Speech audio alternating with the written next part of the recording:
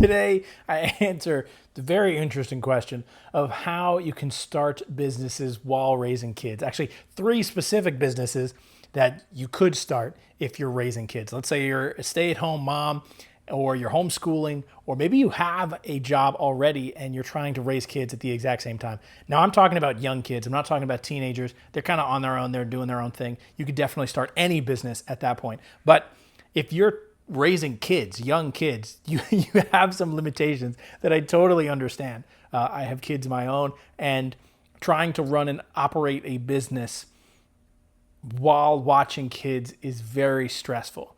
You need asynchronous kind of work, meaning things don't have to happen at the exact same time, like meetings or consulting. There are some limitations that gurus are like, oh, just do this and work harder and get in there. You can't do that, okay?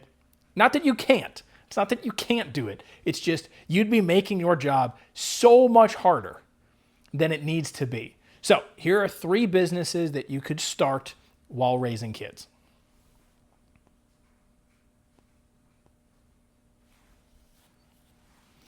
Number one, blog, YouTube, podcast. It's called content creation. Now, I've done actually all three of these, okay? I started a podcast. I did over 160 episodes. It was great. Started to get people listening to it.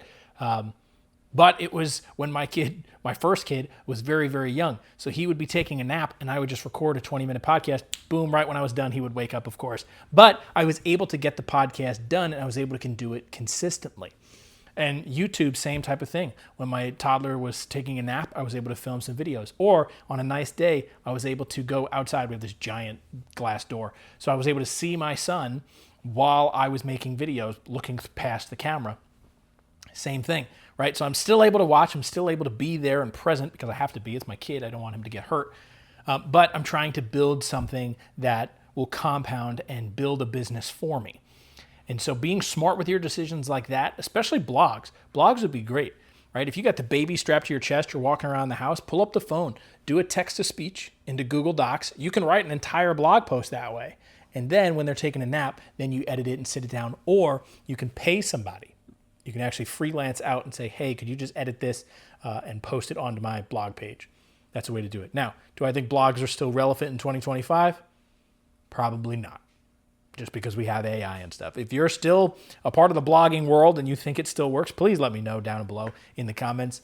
I don't think blogs are as relevant as they once were. Number two is a personalized coaching or consulting type business. Now, you're probably saying, like I said before, well, how am I going to do these calls while I'm watching a kid? You're right, you can't. But you can do asynchronous work, which means if you're trying to consult or coach somebody, you can do FaceTime really quickly, right? Pop them up on the FaceTime, even if you're holding the baby, if that's up for you, and if you want to do that.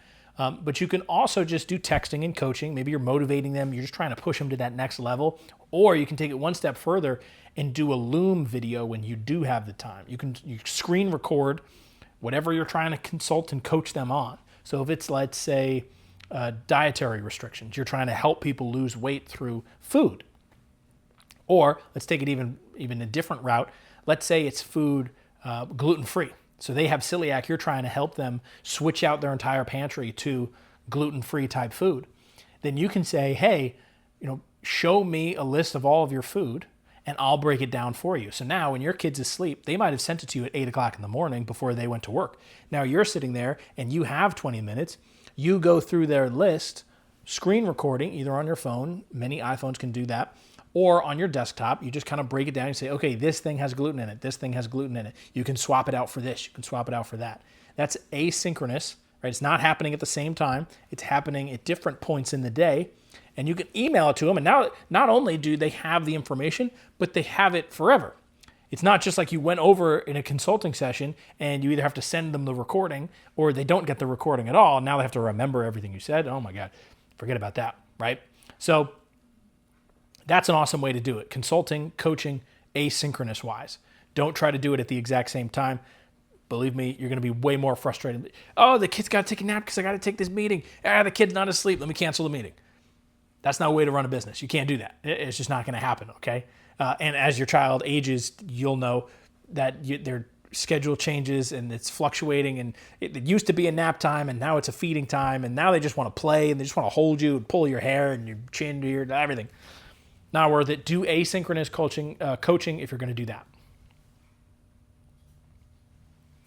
And business number 3, which I think moms and dads have been doing for generations, thousands of years probably, while your kid is playing, or have them work, right? There's nothing against the child labor laws when it's a family business. Have them work and build crafts with you. Understandably, if it's like woodworking and you're going to be using hand tools and power tools and stuff, maybe you don't want a 5-year-old there. But if you're making beaded things, or you're making tapestries, or any of those other type of crafts, things that kids would do at kindergarten or first grade, you can do that together and then sell those products either online, or you can sell them at events, you can sell them at craft fairs, you can sell them all over the place. And if you're just doing it online, just film you. I wouldn't put your kids on social media or content creation, but film you making these crafts and then put them out into the world.